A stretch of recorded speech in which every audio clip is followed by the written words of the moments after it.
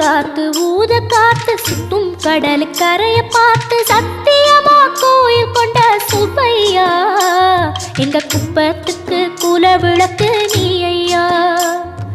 வாட காத்து வீச பார்த்து அலையை எதிர்த்து வலைய போட்டு மீன் பிடிக்கும் தொழில் நடக்குது முத்தையா. கரை மீண்டு வர காவல் குந்தன் வேலையா. திருச்செந்தூர் ஆண்டவனே வேல் முருகா தினம் உனக்கு நன்றி சொல்வோம் மால் மருகா. திருவடியில் தவம் இருப்போம் திருமுருகா. தீப்பெழுது நலமெனவே வடிவழகா.